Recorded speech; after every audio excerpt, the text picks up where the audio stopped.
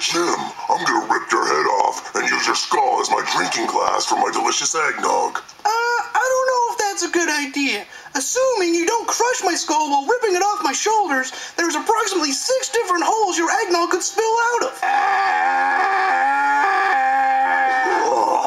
I seriously need seatbelts in that fucking sleigh.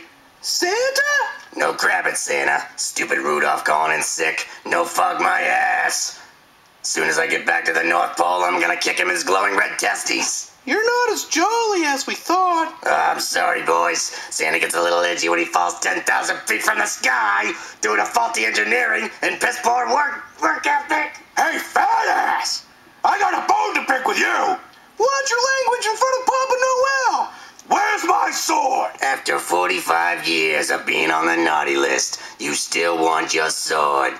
Or would you rather have the present I picked out for you? You picked one out? Really? Where is it? Where's my damn gift? I got your gift right here.